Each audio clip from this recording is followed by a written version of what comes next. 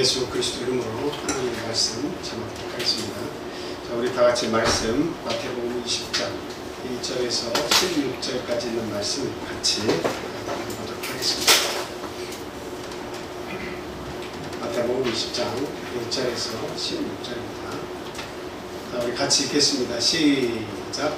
천국은 마치 품꾼을 얻어 포도원에 들여보내려고 이른 아침에 나간 집주인과 같으니 그가 하루 한 데나리온씩 품꾼들과 약속하여 포도원에 들여보내고 또 제3시에 나가보니 장터에 놀고 서 있는 사람들이 또 있는지라 그들에게 이르되 너희도 포도원에 들어가여 내가 너희에게 상당하게 주리라 하니 그들이 가고 제6시와 제9시에 또 나가 그와 같이 하고 제11시에도 나가보니 서 있는 사람들이 또 있는지라 이르되 너희는 어찌하여 종일토록 놀고 여기 서 있느냐 이르되 우리를 품꾼으로 쓰는 이가 없음이니이다 이르되 너희도 포도원에 들어가라 하니라. 저물매 포도원 주인이 청지기에게 이르되 품꾼들을 불러 나중 온 자로부터 시작하여 먼저 온 자까지 사배를 주라 하니 제11시에 온 자들이 와서 한 데나리온씩을 받거늘 먼저 온 자들이 와서 더 받을 줄 알았더니 그들도 한 데나리온씩 받은 자 받은 후 집 주인을 원망하여 이르되 나중 온 이 사람들은 1시간밖에 일하지 아니하였거늘 그들을 종일 수고하며 더위를 견딘 우리와 같게 하였나이다. 주인이 그 중에 한 사람에게 대답하여 이르되 친구야 내가 내게 잘못한 것이 없노라. 내가 너와 한 데나리온의 약속을 하지 아니하였느냐. 내 것이나 가지고 가라. 나중 온 이 사람에게 너와 같이 주는 것이 내 뜻이니라. 내 것을 가지고 내 뜻대로 할 것이 아니냐. 내가 선함으로 네가 악하게 보느냐. 이와 같이 나중된 자로서 먼저 되고 먼저 된 자로서 나중되리라. 아멘. 네, 오늘은 본문 말씀을 중심으로 해서 포도원의 품꾼이라는 질문을 가지고 같이 은혜를 나누도록 하겠습니다. 본문을 읽었지만 잠시 요약을 하자면 이스라엘 나라는 9월 중순에서 말 정도 되면 포도를 수확을 합니다. 근데 포도를 수확할 때에 굉장히 바쁘죠. 굉장히 바빠요. 왜 그러냐면 10월부터 곧 장마가 찾아옵니다. 장마철이에요. 그러니까 그 장마가 오기 전에 수확을 빨리 해야 되는 거예요. 그래서 지체했다가 몽땅 장마에 떨어지고 그리고 포도의 상품 질이 현저하게 떨어지기 때문에 1년 농사를 망칠 수가 있는 거예요. 그래서 포도원을 관리하는 주인은 한 사람이라도 더 어때요? 많이 불러가지고 이 포도원에서 일을 하도록 해야 하는 겁니다. 그리고 포도원 사람들에게 일찍 오든 늦게 오든 그 많은 사람들을 다 불러서 상당한 보응을 해주고 나서도 수확을 하는 것이 이 주인의 뜻이고 목표다 하는 겁니다. 그래서 여기에서의 그 주인이라고 하는 것은 우리 하나님 예수 그리스도시고 그리고 거기에서 부름을 받은 품꾼들은 예수님의 말씀에 순종하고 그 포도원에 들어간 우리 믿는 자들이다라고 하는 것을 볼 수가 있습니다. 그리고 포도원은 이제 저희들이 많이 이야기를 해서 알겠습니다만 포도원은 우리의 그 믿음 신앙인으로서의 삶, 예수 그리스도를 믿고 변화되어서 그 예수님과 동행하는 그 삶을 포도원이다 이렇게 비유를 하고 있습니다. 신앙의 삶이죠. 그래서 지금 이 그 내용에서 보면 아침 6시부터 시작이 되죠. 모든 일들이 6시에 품꾼이 있으면 배를 불러오시고 또 저기에 보면 3시, 그 다음에 6시, 9시, 11시 이렇게 표현을 하고 있는데요. 잠깐 그 유대인의 시간 개념을 말씀을 드리자면 해가 뜨는 6시를 유대인들은 1시로 봅니다. 그리고 12시간이 지나서 해가 지는 때를 12시, 12시라고 이렇게 얘기를 합니다. 그러니까 항상 그 시간에다가 6시를 더해야 돼요. 0시, 그러니까 6시를 1시라고 표현하기보다는 6시가 어떻게 보면 정점이죠. 0시로 해서 그 다음부터 1시간, 1시간씩 가서 12시 가면 오후 6시가 되면 12시라고 표현한다는 얘기죠. 그래서 여기에 그 나오는 시간에다가 다 6시를 더하셔야 돼요. 그래서 이른 아침은 당연히 6시가 되겠고, 그 다음에 제3시는 9시가 되겠습니다. 그럼 6시는 12시, 그 다음에 9시는 몇 시예요? 6시, 다음 오후 3시죠? 12시, 3시. 그 다음 11시는 몇 시가 되는 거죠? 11시. 오후 5시가 되는 겁니다. 그럼 오후 5시가 되면 해가 질 시간에 마감을 하니까 6시까지 몇 시간 일하는 거예요? 1시간 일하는 거예요. 1시간. 그래서 이른 아침에 나와서 일한 사람은 12시간을 일하는 것이고, 아침부터 12시간 일하는 것이고, 9시부터 일한 사람은 9시부터 일하는 사람은 어떻게 되는 거예요? 제3시지만 9시죠. 9시부터 일하는 사람은 9시간을 일하는 거죠. 12시부터 일하는 사람은 6시, 3시부터 오후 3시부터 일하는 사람은 3시간, 그 다음 5시부터 일하는 사람은 2시간, 뭐 이렇게 되는 겁니다, 대략. 그래서 그 시간에 나가서 보니까 놀고 있는 사람들이 있어요. 그래서 그 사람들을 불러다가 포도원에서 일하라, 왜 놀고 있냐 하면서 한 사람 한 사람씩 불러가지고 포도원에 들여보내는 모습을 성경은 천국에 비유하고 천국이라고 이야기하고 있다라고 하는 겁니다. 그래서 오늘 이 본문의 말씀의 주제는 뭐냐면 하나님의 나라입니다.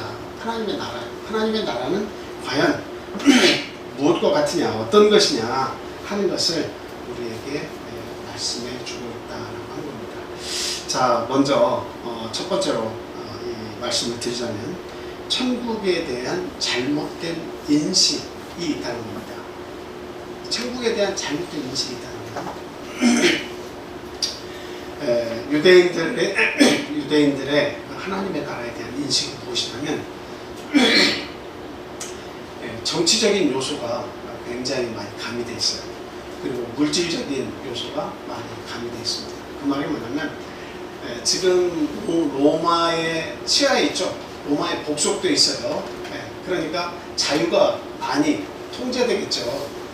하나님을 믿고 또 제사를 드리고 여러 가지 자유롭게 뭔가 생활을 해야 되는데, 로마가 거기 집정관, 그리고 또 여기 그 총독을 파견을 해가지고 여러 가지를 관리하다 보니까 일부는 자유를 주지만 일부에 대해서는 통제를 하면서 권한 행사를 하고 있다는 거죠.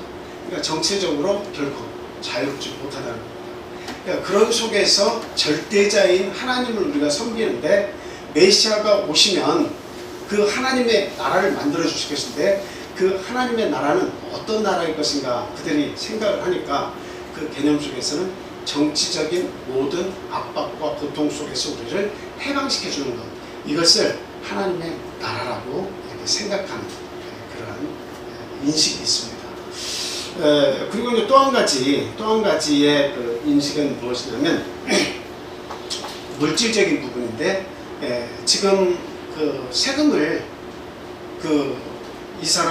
이스라엘 사람들은 하나님을 섬기기 때문에 성전세도 내야 되고 여러 가지 또 기르는 양들을 하나님께 또 바치는 의식도 있고 여러 가지 이렇게 돈이 들어갈 일들이 많죠. 그런데 그 남의 나라 밑에 있다 보니까 또 아주 그냥 그 세금을 많이 거두어가지고 여러 가지로 물질적으로 이렇게 고달픈 삶을 살고 있는 사람들이 굉장히 많습니다. 돈이 있고 그리고 또 정치가들과 결탁이 돼 있는 이런 사람들은 먹고 사는데 지장이 없겠지만 어느 시대를 막론하고, 그런데 이 일반 서민들은 너무도 먹고 살기 힘든 세상이에요. 그래서 그 물질적으로 풍요로운 삶을 갈구하면서 만약에 메시아가 오시면 우리에게 먹고 사는 문제에 관해서는 전혀 문제가 없을 정도로 그 풍요를 우리에게 허락할 것이다 라고 하는 바람이 있어요. 그래서 그 다윗 시대나 솔로몬 시대와 같은 그러한 영광이 다시 우리에게 메시아 때에 회복될 것이다 라고 바라고 있다 라고 하는 겁니다. 이것이 유대인들의 천국에 대한 개념입니다. 자, 이것이 이제 계속 그 마음속에 있다 보니까 어떤 생각으로 이렇게 점점 발전하냐면, 내가 이 땅에서 잘 먹고 잘 살면 그것이 천국이다라는 생각으로 이렇게 점점 바뀌면서 고착화 되는 거예요. 그래서 오늘날 우리 믿는 사람들도 한번 잘 생각해 봐야 돼요. 과연 우리가 생각하는 천국이라고 하는 개념이 예수님 당시 이스라엘 백성들이 생각하는 천국하고 비슷한가, 아니면 정말 다른가 하는 것을 우리가 오늘 이 시간을 통해서 좀 재확인할 필요가 있다고 하는 겁니다.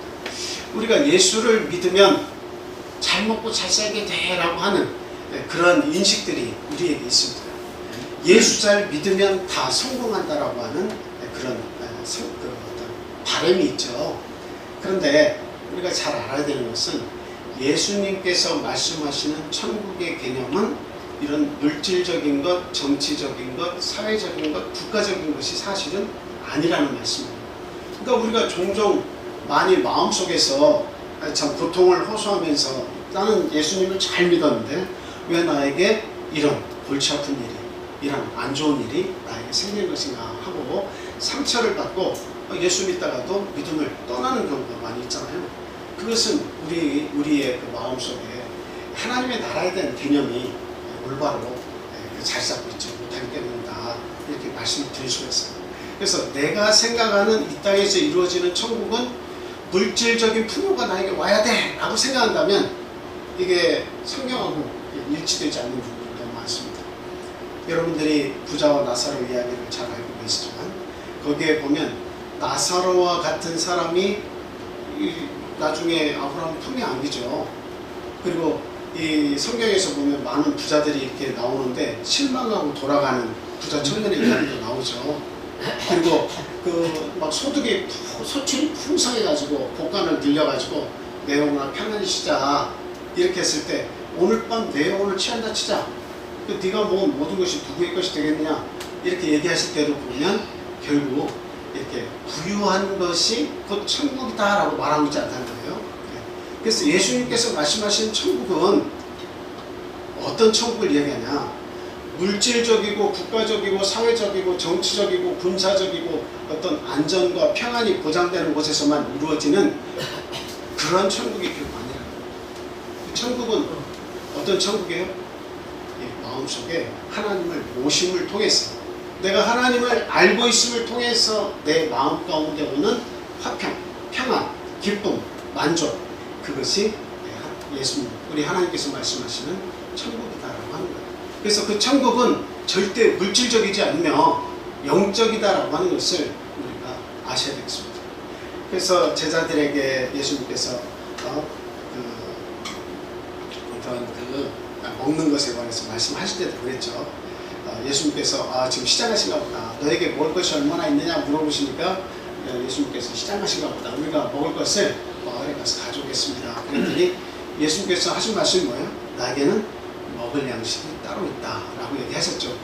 예수님이 제자들과 항상 함께 다니시면서 몰래 딴 주머니를 차가지고 맛있는 음식을 따로 준비하셔가지고 내게는 먹을 양식이 따로 있다 이렇게 말씀하신 게 아니죠. 예수님께서 말씀하신 먹을 양식이라는 건 뭘 얘기합니까? 하나님의 말씀을 이야기하는 거예요. 하나님의 말씀을 이야기하는 거예요.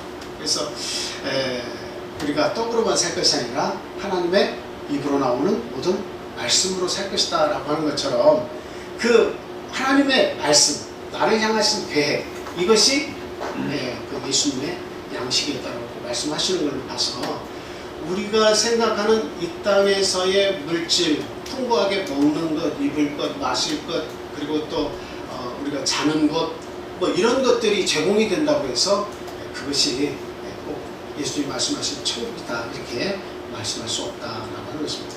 그래서 우리는 보다 영적인 것, 신령한 것, 하늘의 것, 이런 것들을 추구하는 하나님의 백성들이라는 사실 잊지 말아야겠다라고 하는 겁니다. 그래서 우리가 나의 먹고 사는 평안이 천국이다, 평안과 안전이 보장되는 이 땅이 천국이다. 만약에 여기에서 자유가 빼앗기고 평안이 사라지고 먹을 것을 제대로 못 먹으면 그것이 지옥이다, 이렇게 생각을 해서는 결코 안 되겠다는 거죠. 자, 그리고 이제 그 유대인들의 천국에 대한 인식 속에 또 한 가지 좀 우리하고 다른 점은 뭐냐면, 미래적이라는 거예요. 미래적. 그건 뭐냐면 막연한 미래적. 언젠가 메시아가 오시면 우리의 삶이 완전히 다윗 시대, 솔로몬 시대처럼 바뀔 것이다. 그러니까 미래적인데 뭐 그게 뭐가 나쁩니까? 이렇게 말씀을 하실 수도 있겠죠. 그런데 그 어느 시각, 어느 장소에 가도 항상 미래적이에요. 항상 미래적이에요. 그러니까 천국을 체험을 할 수가 없는 거예요. 그 유대인들은 천국이 계속 그 자리에 가면 계속 뒤로 물러나 있어서 그 천국을 맛볼 수가 없는 거예요. 그러니까 유대인들은 바람은 있지만 그 천국의 맛을 보면서 살 수가 없어요. 항상 메시아가 오시면 종말이 와야만 어때요? 그 천국을 맛볼 수가 있는 거죠. 그래서 어떻게 보면 참 안타까운 종교적인 삶을 살고 있다. 종교는 있고 믿음은 있는데 그 천국을 맛보지 못한 채 살아가는 그런 삶을 유대인들이 살아가는 거예요. 안타깝습니다. 근데 예수님께서 오늘 본문 말씀을 통해서 우리에게 말씀하시는 천국은 뭐냐면 현실적이다라고 하는 거예요. 또 현재적이다라고 하는 것이 포함되어 있어요. 그리고 그 현재적인 것에서부터 마지막 그 계산을 할 때까지 그 한 데나리온씩 하루의 품삯을 그렇게 한 데나리온씩 주는 그 시점까지 어때요? 현재적이면서 그것을 계속 이끌어가서 마지막 심판 때까지 간다라고 하는 종말적인 천국을 또 얘기하고 있습니다라고 하는 거예요. 현재적으로 느낄 수 있으면서 마지막 종말까지 가져가는 종말에 이루어지는 천국에 대해서까지 천국에 대해서 예수님이 말씀하고 계시다라고 하는 사실이죠. 그래서 소망이 있는 것도 중요하고 또 소망이 있어서 오늘의 삶을 견디고 소망이 있기 때문에 내일을 맞이할 수 있다고 하는 것은 굉장히 좋지만 그러나 그 소망이라고 하는 것을 체험할 수 없다면 이것은 굉장히 좀 신앙생활을 할 때 어려움이 있는 그런 신앙생활이다 하는 겁니다.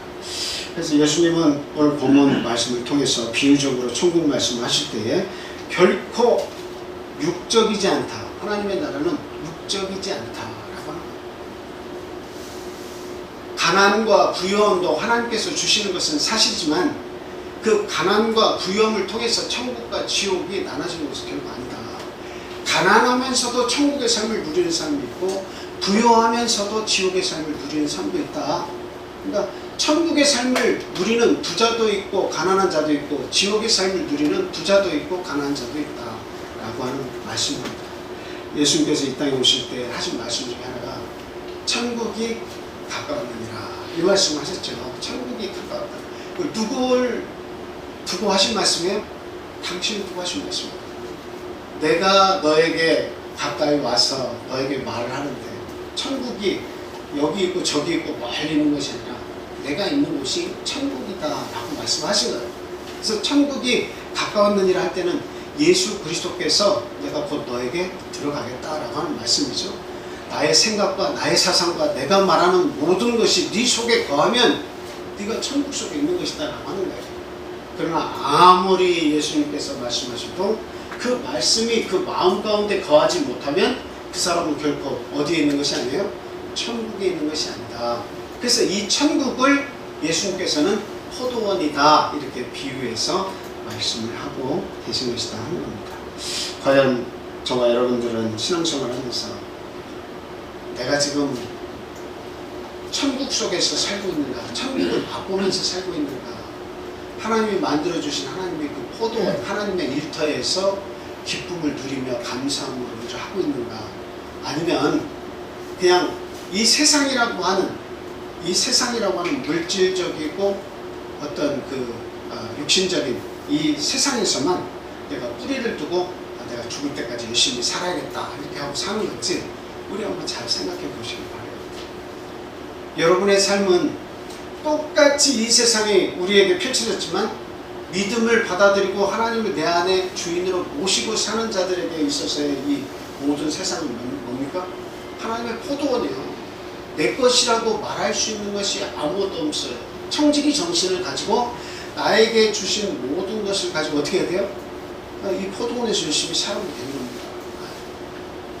그런데 그 마음이 우리에게서 없다면, 하나님의 말씀을 많이 받는데도 불구하고 이 땅 내가 사는 곳이 하나님의 일터로 바뀌어 보이지 않으면, 영적으로 그것이 인식이 안 되면 나는 그냥 육신적으로 살다가 죽겠다는 겁니다.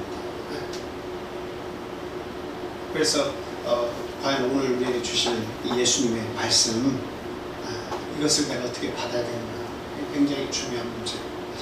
지금 본문에서 예수님께서 말씀하시는 이 포도원 이야기에 보면 특징이 있어요. 우리는 그 특징을 잘 기억해야 됩니다. 자, 이 특징이 뭐냐면 현실적이면서 심판적이다라고 하는 거죠. 우리가 본문을 말씀을 읽었습니다만, 본문에서 보면 예수님께서 오셔서 포도원에서 이런 품꾼을 자꾸 막 부르시죠. 품꾼을 막 부릅니다. 아침 6시부터 해서 부르시고, 또 9시에도 부르시고, 12시에도 부르시고, 그리고 3시에도 부르시고, 5시에도 부르시고, 막 부르시는 거예요. 이거 부르신다고 하는 것을 보면 이건 현실적입니다. 예수님께서 천국이 가까웠느니라 하시면서 찾아다니시면서 병을 고쳐주시고, 죽은 자를 살려주시고, 여러 가지 고통에 헤매는 자들과 함께 하시면서 하늘나라에 대한 비유의 말씀하신 이유가 뭐예요? 그것은, 천국이라고 하는 것은 먼 미래에만 이루어지는 일이 아니라 지금 네가 말씀을 받을 때 그것을 믿고 그리고 소망하고 살면 네 속에서 그것이 이루어지고, 그 천국이 이루어져서 계속 가다 보면 머지않은 장래에 영원한 천국이 너에게 임할 것이다, 이렇게 얘기하시는 거거든요. 그러니까 유대인들이 이야기하는 것처럼 전혀 현실적으로 맛볼 수 없는 천국을 이야기하신 게 아니에요. 지금 너희가 살고 있는 이 땅과 이 현실이 천국으로 보일 것이다 라고 하는 거죠. 그래서 우리에게 말씀하신 게 뭐예요? 회개하라. 앞에 붙이셨어요. 회개하라. 천국이 가까워집니다. 회개하지 않으면 이 땅에서의 육신적인 삶으로만 살아서 마감할 수밖에 없어요. 근데 돌이켜서 자기가 잘못된 생각을 가지고 있고 잘못된 가치관, 그리고 물질 중심의 삶을 내가 살았을 때에 그게 참 결과적으로는 참 황망한 일이 일어난다는 것을 알고 마음을 돌이키면 어떤 일이 벌어진다는 거예요? 내가 네 속에 들어가서 너의 그 안타까워하고 부족해하고 그리고 눈물로 호소하는 그와 같은 모든 이 땅의 세상을 어떻게 바꿔주시겠다는 거예요? 소망과 기쁨과 감사함을 넘치도록 내가 바꿔주겠다라고 하는 거예요. 그 마음을 바꾸면 사람은 어떻습니까? 소망이 속에 들어가면 사는 거예요. 사람은. 소망이 없는 사람은 살았으나 죽었지만, 그러나 그 마음 속에 소망이 다시 살아나면 그 사람의 삶을 살았다라고 말할 수 있는 겁니다. 그래서 예수님께서 통치하시는 그 천국을 너희들이 경험하는 겁니다. 그래서 오늘날도 예수님께서 우리에게 찾아오셔서 우리의 마음을 똑똑똑 두드리면서 계속 이야기하시는 겁니다. 나 예수님 없어도 삽니다. 예수님 말씀 안 들어도 나는 얼마든지 잘 살거든요. 나중에 오세요.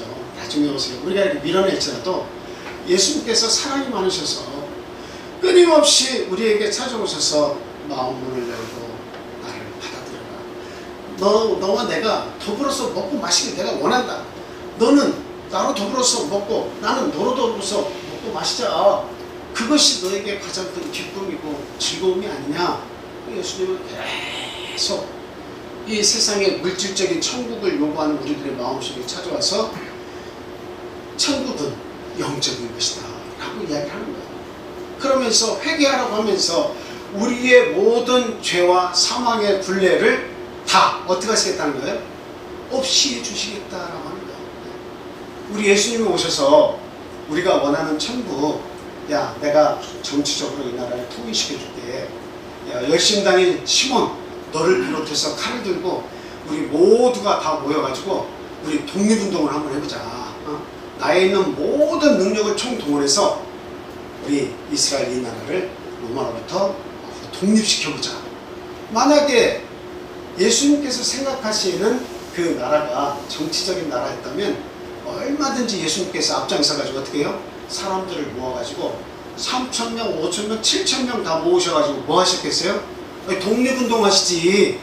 독립운동 하시지. 왜 그렇게 다 모아다 놓고 고리타분한 이야기 하시면서 설교 말씀을 하시겠냐는 거예요. 그래서 예수님께서 우리에게 이루어주고자 하시는 것은 찾아오셔서 너 물질이 없구나. 너 물질 때문에 고민하는구나. 내가 물질을 줘서 너에게 천국을 줄게. 너희가 정치적으로 여러 가지 어려운 처해 있구나. 내가 정치적인 독립을 만들어줘서 내가 독립을 해주고 이 나라의 평안을 회복시켜줄게. 이런 거를 약속하시지 않으셨다. 우리에게 어떤 물질적인 풍요와 부요함과 정치적인 안정을 요구하시면서 이것이 천국이니 내가 그것을 만들어줄게 라고 하시지 않았다는 이야기예요. 근데 오늘날 우리는 거기에 목숨을 걸고 무엇을 먹을까? 무엇을 마실까? 무엇을 입을까? 거기에 계속 집중하면서 그것이 나에게 나타나지 않으면 아직 예수님께서 말씀하신 천국이 나에게 마치 오지 않은 것처럼 그렇게 생각할 때가 있다는 겁니다. 예수님은 분명히 얘기했어요. 내가 이야기하는 이 천국은 절대 물질에 속한 개념이 아니다 라는 거죠. 그러시면서 부르는 거예요. 그러시면서 부르는 거예요. 지금도 부르고 계시다는 것을 여러분들 잊지 마세요. 하나님의 포도원에 들어가서 일하라고 지금도 계속 부르시는 거예요. 현실적인 부름이 있고 현실적인 만족과 평안을 주시겠다고 하는 것이 이게 예수님 말씀하시는 천국입니다. 어떤 먼 미래에만 불투명하게 막연하게 찾아올 평안을 얘기하는 것이 아니라 현실적으로도 포도원에 들어가면 그 감사가 넘치는 거예요. 내가 계속 일터가 없어서 먹을 것이 없는데 이렇게 빈둥빈둥 놀기만 하고 소득 없이 자기의 그 삶이 무료하게 지나갈 수 있는데 이 포도원 주인이 그 불러가지고 이 포도원에서 일할 수 있게 해주는 것 그 자체만으로도 그 사람에게는 평안이 있고 감사하고 기쁨이다라는 사실, 만족이 있는 거죠. 그래서 오늘 부르실 때 반응을 우리가 할 수 있어야 돼요. 반응을 할 수 있어야 돼요. 저희 자녀들이 이렇게 키우면서 부모들이 참 안타까울 때가 뭐냐면 불러도 반응을 하지 않을 때가 참 안타까워요. 불러도 반응하지 않을 때. 저희 하늘이가 참 하루에 제재를 하지 않으면 핸드폰을 가지고 하루 종일 살 수도 있어요. 하루만이 아니고 일주일도 이걸 가지고 살 수가 있어요. 그러니까 이제 하루에 한 2시간씩 딱 작정을 해놓고 오전에는 저 영어도 가르쳐주고 이렇게 같이 시간을 보내면서 이렇게 해라 저렇게 해라 하면 그것이 굉장히 자기에게 힘든 거예요.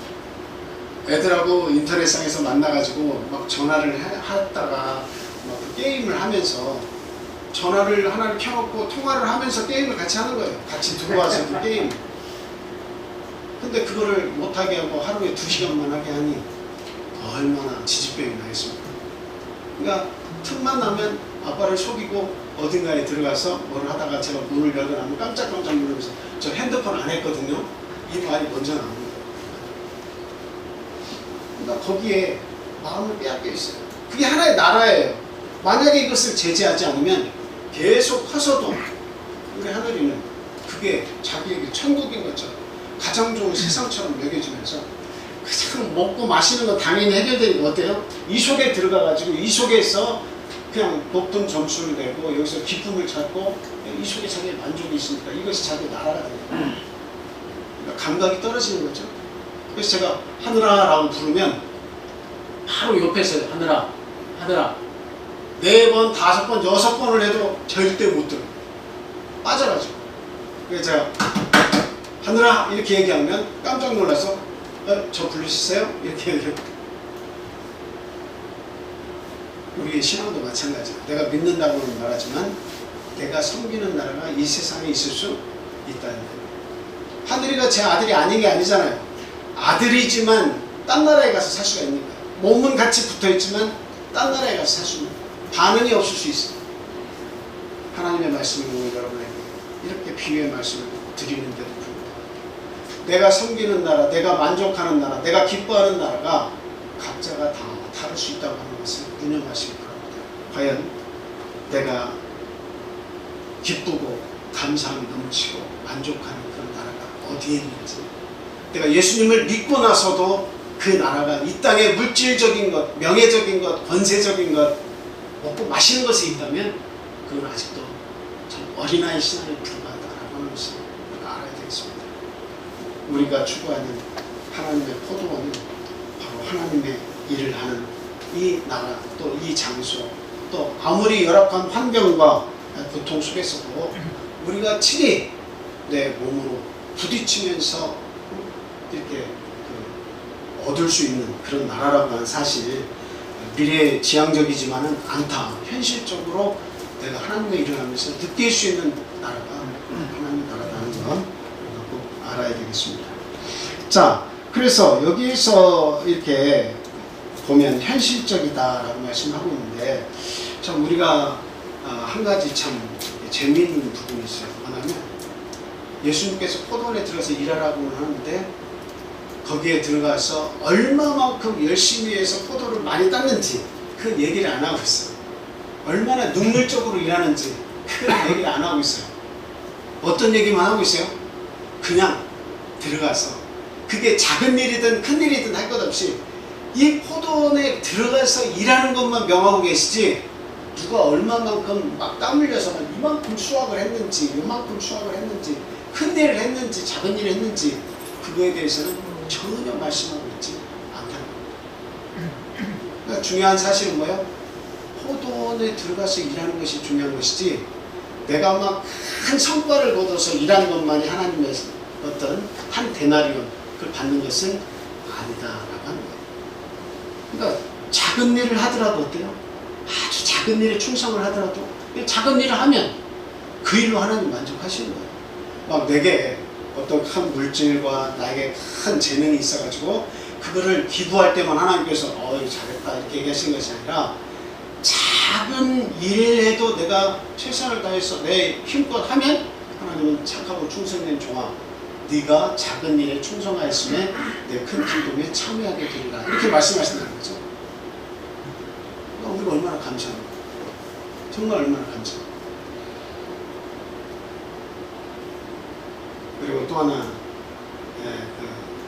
감사할 일이 뭡니까? 아침 일찍부터 12시간 일한 사람, 중간중간에 와서 일한 사람, 마지막 1시간 두고 일한 사람, 차이가 다 있는데도 불구하고 다 불러서 계산을 하시죠. 이것은 뭘 얘기하냐면 마지막 때에 하나님께서 이 땅에 오셔서 예수님 재림하셔서 심판하시겠다는 거예요. 1대1로 뭐 하시겠다는 거예요? 1대1로 셈을하겠다, 계산을 하겠다는 하는 사실이죠. 그런데 감사한 것이 무엇이냐면, 늦게 온 사람들로부터 품삯을 주기 시작하는데 1시간 반짝 겨우 일한 사람에게 뭐를 약속하세요?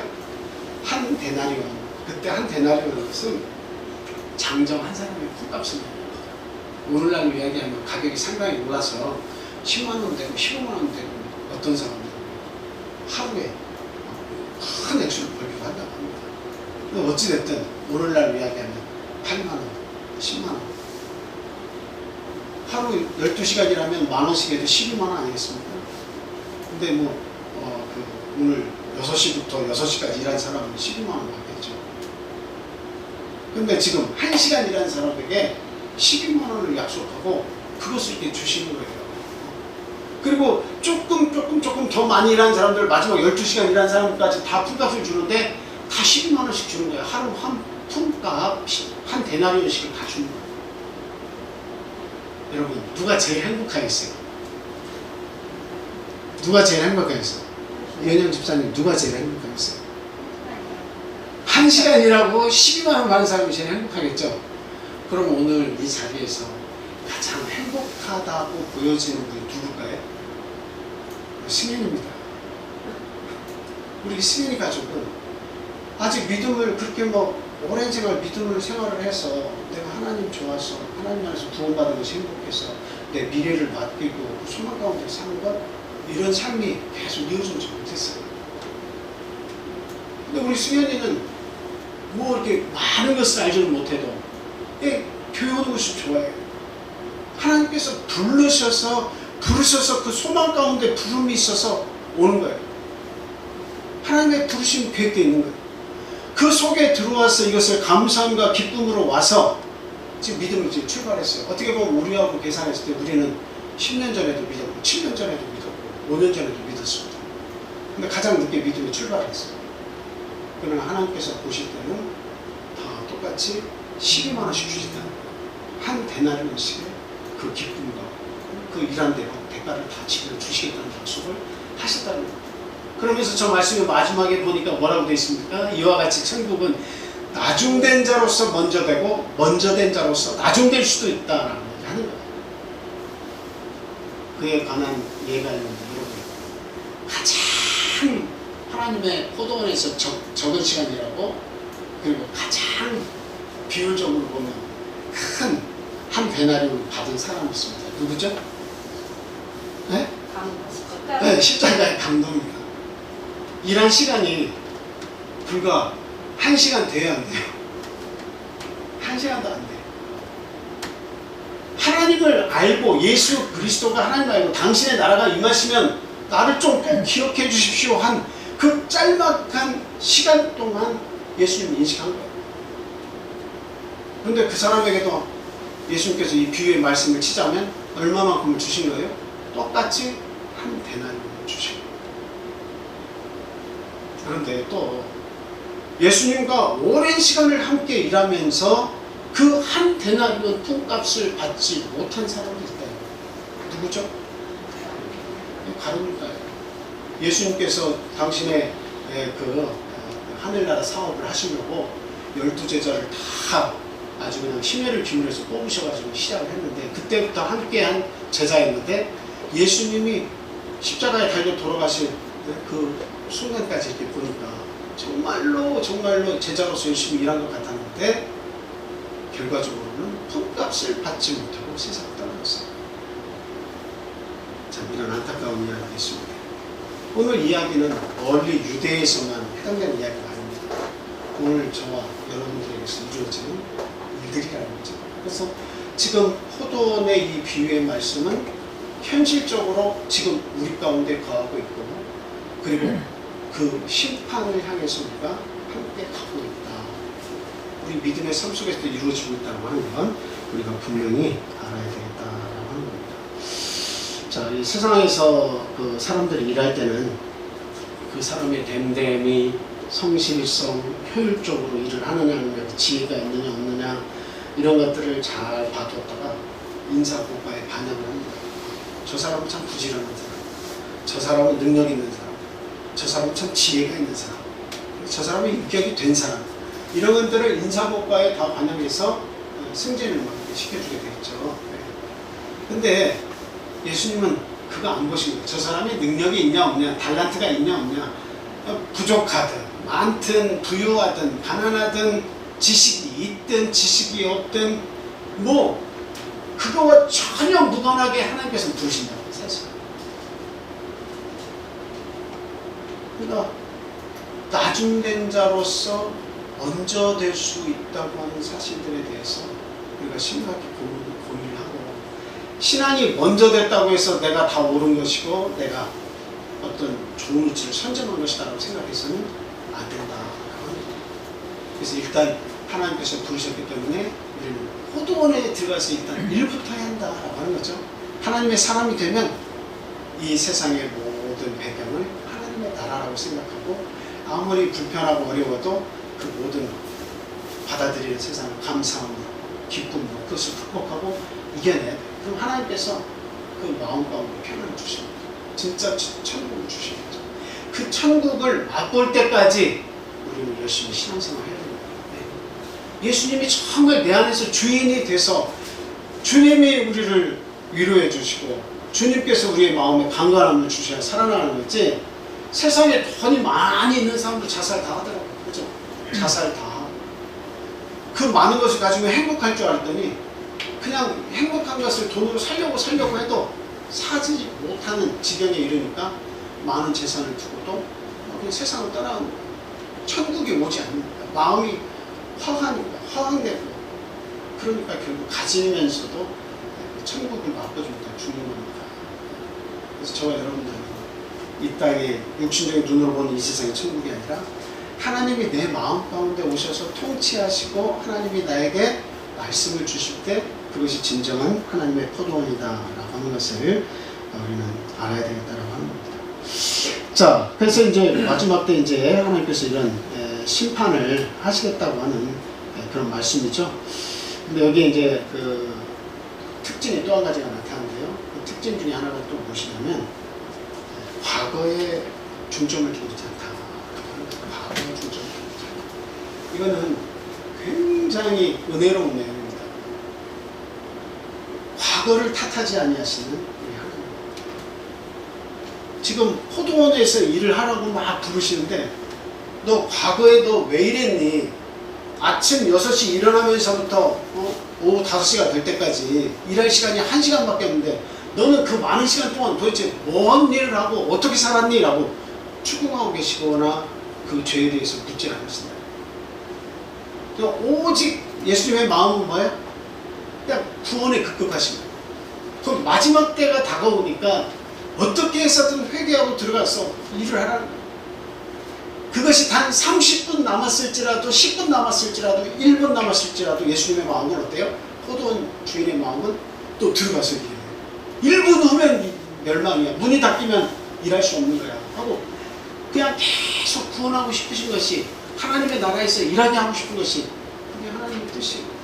절대로 과거에 연연하시지 않는다라고 하는 거예요. 그래서 9시에 온 사람이야, 12시에 온 사람이야, 오후 3시에 온 사람이야, 5시에 온 사람이야. 예수님 올카니 너 지금까지 뭐하고 있어? 빨리 들어가, 빨리 들어가, 빨리 내 일해 라고 얘기를 하고 있습니다. 그래서 이 시간적인 개념을 잘 생각하면 6시, 9시, 12시, 오후 3시, 오후 5시 이런 개념은 뭐예요? 우리의 인생, 우리의 시간 개념. 그래서 예수님을 알게 된 것이 그냥 태어나면서부터 부모님 잘 만나서 믿는 사람도 있고 또 시간이 오전 9시가 돼서 깨달아 믿는 사람이 있고 우리의 인생 속에 정오가 돼서 내 중심, 내가 만약에 한 80세 산다면 40세 날 하나님을 알게 된 사람도 있고 이렇게 해서 우리의 인생의 시간이 마지막 종말이 다가오는 그 시점에 하나님을 깨달을 사람도 있습니다. 예수님 좋다 이거예요. 지금까지 네가 어떻게 살아왔는지 좋다 이거예요. 그러나 네가 나를 알고 믿게 되었다면 내 부름에 응답하자면 바로 포도원에 들어가서 일하면 된다라는 겁니다. 내가 과거에 어떻게 살았던지 내가 하나님 모를 때 어떤 일을 했던지 하나님도 알기를 원하시지 않습니다. 오로지 지금 이 시각에 네가 하나님의 말씀을 받았을 때에 어떤 선택을 하느냐라는 거 하는 것에 우리 예수님은 주목하고 계시다는 사실입니다. 우리는 그 놀라우신 사랑에 감사해야 됩니다. 우리 주님이 부르실 때 정말 지금처럼 아멘하고 내가 포도원에 들어가겠습니다 라고 아멘하고 들어가야 돼요. 그래서 정말 교회에서 포도원의 비유는 교회의 삶을 이야기하는 거예요. 신앙의 삶. 교회에서 우리가 신앙생활을 할 때 기쁨과 감사가 넘치는 삶을 살아야 돼요. 우리의 과거를 묻지하시니 아니하시니 우리의 현재적인 신앙 하나님 안에만 머물러 있으면 잘했다고 칭찬하시는 그 하나님을 감사하게 생각하고 이 포도 이 교회 중심의 삶을 살 수 있도록 노력을 해야 되겠다 하는 겁니다. 마지막 특징이 한 가지 더 있습니다. 그 특징은 뭐죠? 그 특징은 뭐냐면 하나님의 하시는 일에 토를 달아서는 안 된다고 하는 거예요. 사람이 하는 일 같으면 토를 달 수가 있죠. 야, 너 왜 이랬냐, 너 왜 저랬냐 이렇게 토를 달 수가 있습니다. 네가 이러면 나 안 해? 이렇게도 할 수 있어요. 근데 하나님께서 하시는 일에는 토를 달 수가 없다.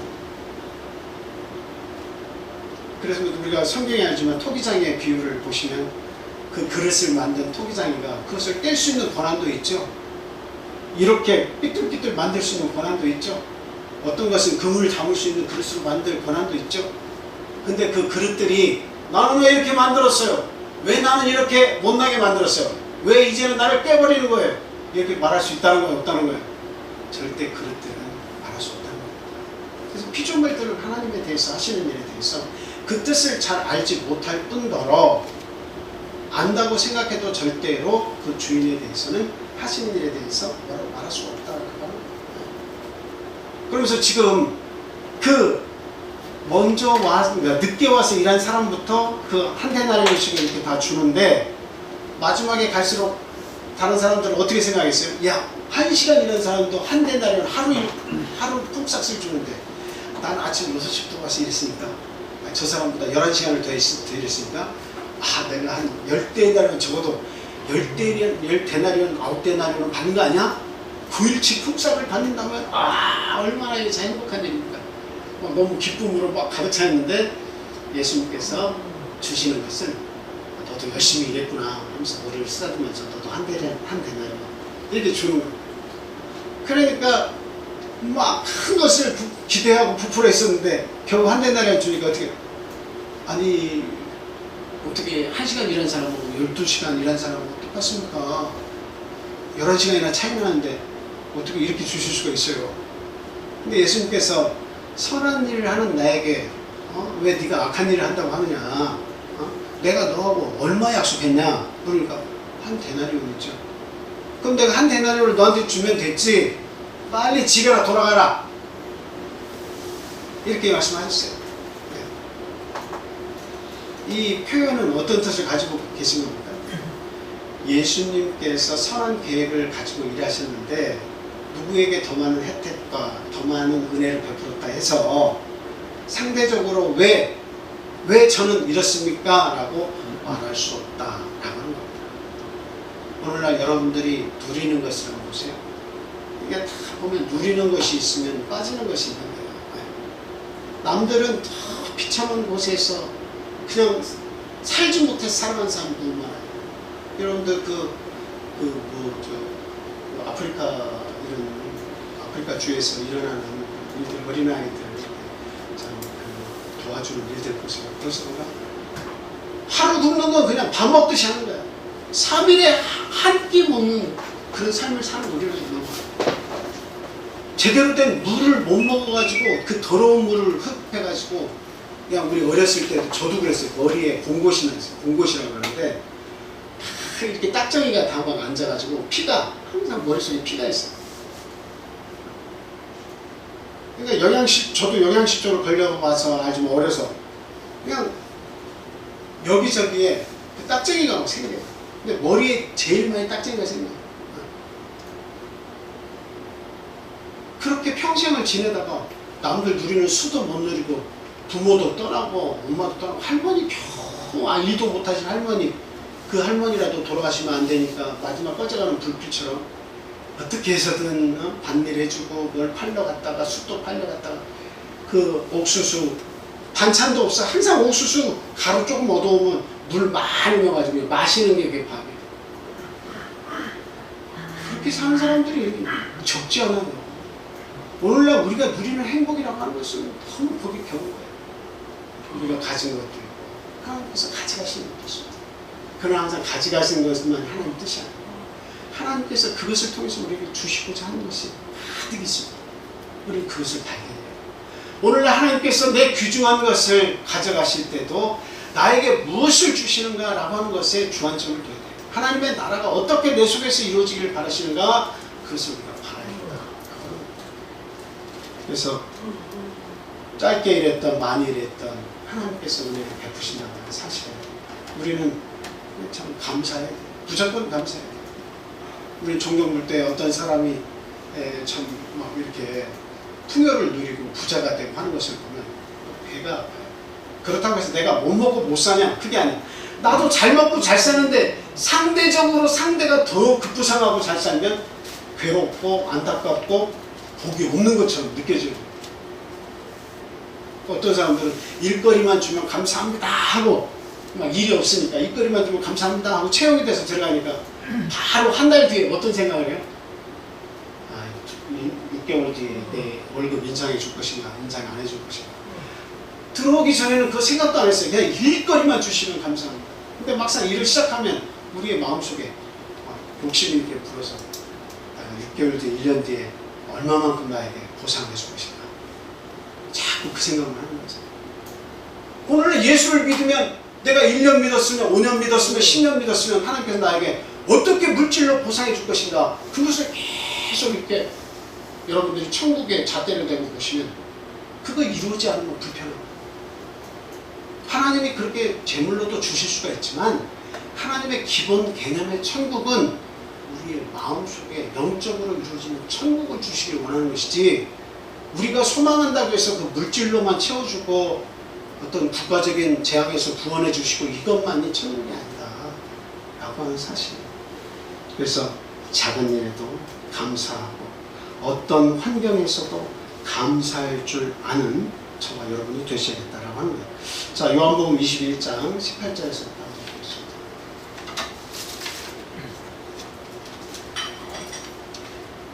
요한복음 21장, 자, 다 같이 읽겠습니다. 시작.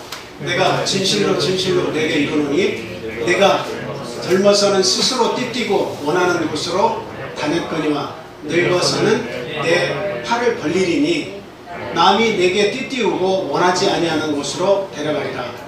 이 말씀을 하시면 베드로가 어떠한 죽음으로 하나님께 영광을 돌릴 것을 가리키심이라.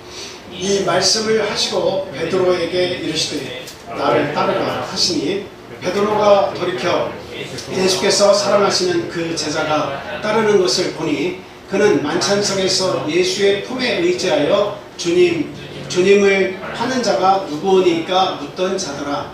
이에 베드로가 그를 보고 예수께 여짜오되 주님, 이 사람은 어떻게 되겠사오나이까?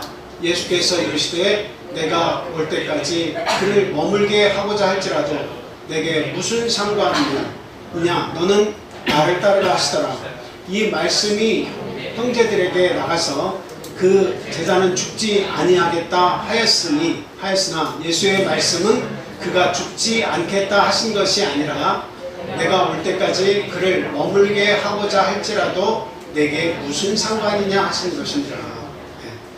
저 말씀은 예수님께서 베드로를 찾아가셔가지고 네가 나를 사랑하냐고 3번 물으시죠. 그때 이제 베드로가 3번 다 이렇게 처음에 사랑합니다. 그 다음 나중에는 주께서 하십니다. 주께서 하십니다. 이런 고백을 하잖아요. 그러니까 이제 예수님께서 그에 대해서 하신 말씀이 뭐냐면 지금까지는 네가 네 뜻대로 살았다.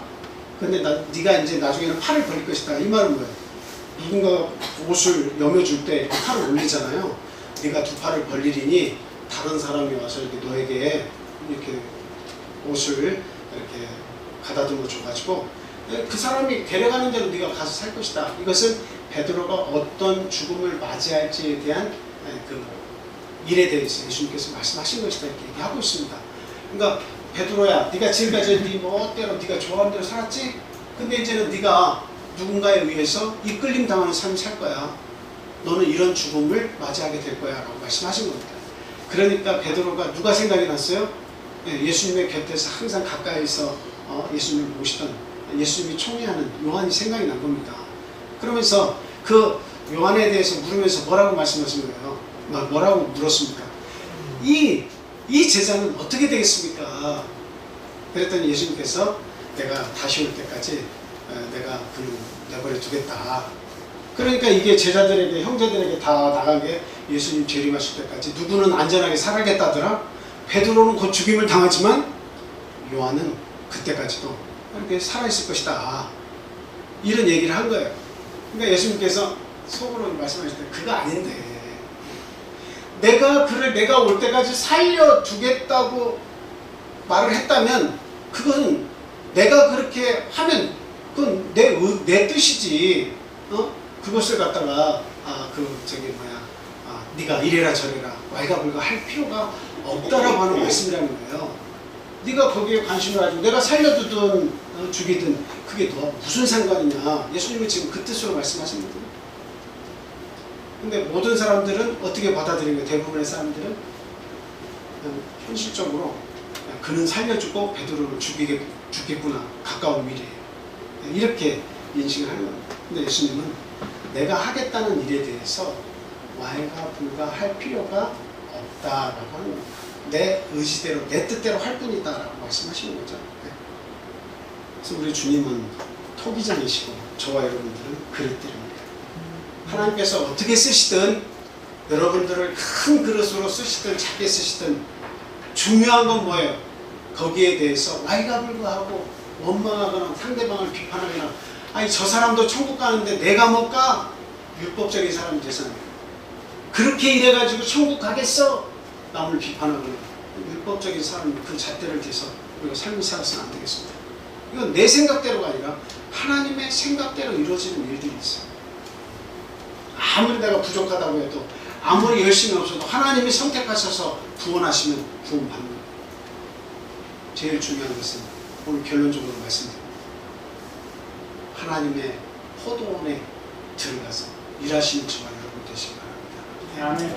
우리의 인생이 어느 지점에 서 있든 과거를 묻지 아니하시고 현재를 중요시 여기는 우리 하나님께서 오늘날 우리의 마음속에 들어와서 말씀하시는 거예요. 내 포도원에 들어와서 함께 일하자라고 말씀하십니다. 그리고 마지막에는 우리 모두에게 나중돼서도 먼저 될 수 있는 기회를 주신 하나님이십니다. 최선을 다해서 성실하게 어떤 작은 일에도 감사함을 잃지 않고 천국에서 일하시는 천국의 성도는 다 되시기를 원합니다. 자, 오늘 여기까지만 말씀드리겠습니다. 우리 감사 기도 드리겠습니다.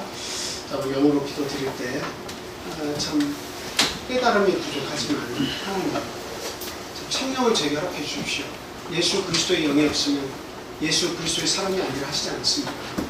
언젠가는 반드시 주시겠지만 빨리 하나님 성령을 받고 싶습니다 하고 성령을 구하시기 바랍니다. 그래서 할렐루야 할렐루야 하나님을 찬양하십시오. 할렐루야 할렐루야 할렐루야 하나님 찬양하시기 바랍니다. 그래서 정말 내 마음이 뜨거워지면 방언이 터져 나오는 거예요. 믿고 하나님께 믿고 맡기고 성령을 구하시기 바라고요. 또 코로나와 더위를 통해서 연로하신 분들 건강을 위해서 기도해 주시고 영적인 그 상태가 허물어지지 않도록 또한 기도해 주시기 바랍니다. 우리 어린아이를 둔 가정들 하나님 건강과 또 하나님의 소망 가운데 살아가는 우리 자녀들 되게 좀 도와주십시오. 기도하시기 바랍니다. 자, 이곳에 있지 않은 우리 사랑하는 육적인 가족들 또 영적인 가족들 어디 있든지 하나님 동일한 은혜로 그들을 붙잡아 주시고 은혜 주십시오. 기도해야겠습니다. 우리 수험생들을 기억하시고 또 그들의 참 충만한 하나님의 지식과 은혜를 주셔서 담대히 시험을 치를 수 있는 힘을 주시라고 계속 기도해 주시기를 부탁드립니다. 또 이 나라 유민족을 위해서 기도해 주시기 바랍니다. 정직한 지도자가 날 수 있도록 기도해 주시고 또 정직한 지도자를 뽑을 수 있는 그런 능력도 저에게 주십시오 하고 기도하시기 바랍니다. 그럼 이제 막 믿음을 가지게 된 믿음이 연약한 자들, 우리의 믿음이 연약한 가족 구성원들을 기억하시고 또 함께 기도해 주시기 바랍니다. 기도하겠습니다.